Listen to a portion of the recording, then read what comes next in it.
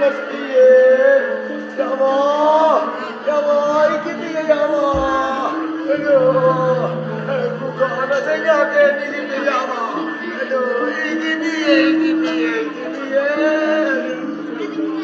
angger iki wonengan wong tak cedhaki do gak gelem dengar to aku kabeh dalam nunggu aku yo kana semene laure kok nyadar lipat alat gato ae ati aku ati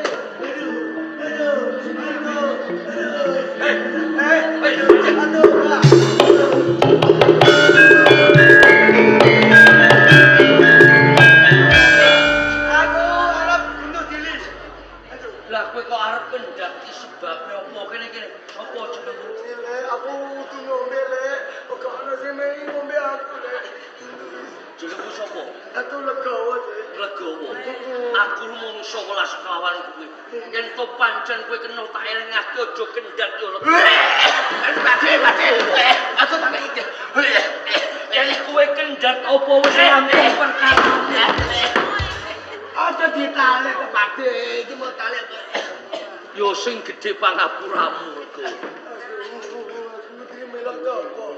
Legowo aku pangeran Adiwarna putra saka kraton Dahana Mulan.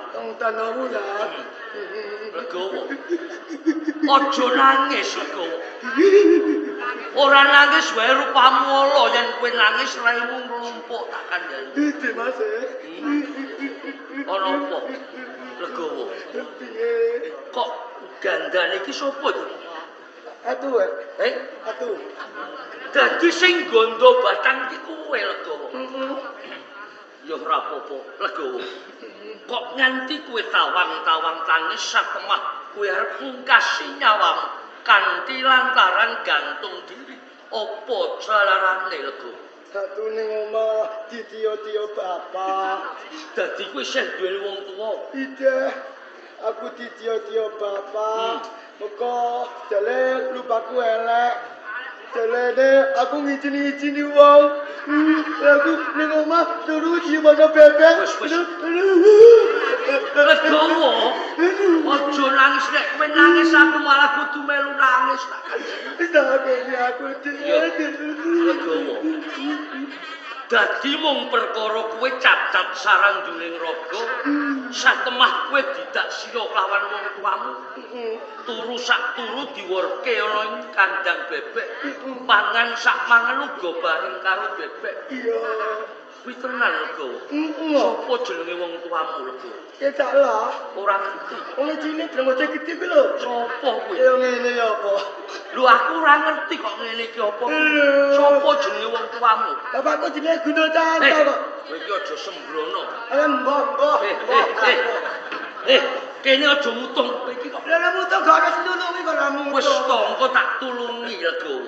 Waton kowe gelem bloko, aku bakal aweh pitulungan lawan kowe Legowo. Aku anak Guno Canto. Tenan? Kowe ora goro? Ora ngapusi? Lah dhewe omahe madhep ngalor iku lho. Omahe madhep ngalor omahe sapa kuwi? Petek Guno Canto kok. Omahe madhep ngalor. Iya. Hanya aku, Pak. Aku ku masake sing ngerohi sapa? Wis tok juk kuwatir. Bot-bote golek duit, bot-bote golek mangan kuduane rekoso. Lah aku ngentut bus-bus ngono. Tak kurang ajar. Sumpah lho. Aja ngentut ngene. Iki gandamu wis ora enak kok malah tambah entut bareng. Aku hanya ngene.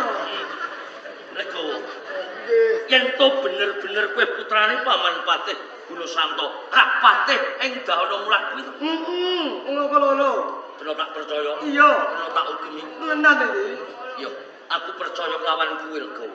Adate menungso sing kaya dene kowe iki mesti gelem jujur. Iki ngene Legowo. Piye, Mas?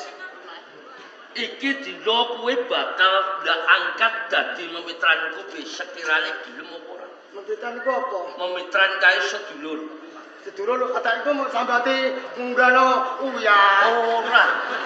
Aku mau ngono. Lah kowe nggawa awakmu dhewe wae rumangsa kangelan kok tak sambati ngunggahke uyah kira-kira iso. Iya. Delem aku. Delem tenan. Yen to pancen kowe gelem gelem tak angkat dadi memitraniku. Iki dina kebalah kanthi munggah ana ing kraton Dahana Mulat. Dikilane wong icin-icine apa ora? Ora aku ora rumangsa isin. Mergo bapakku ngene lho ya. Ora ketang kowe cacat saranduning raga. Mergo ora ketang kepiye aku putrane Nalendra ana ing kraton Dahana Mulat. Kok getun. Ora lego. Lah telah getun aku manut tuwe ae. Yen to pancen kowe gelem iki dina ayo bareng-bareng tak kanthi munggah ing kraton Dahana Mulat. Ayo, ayo. Ayo.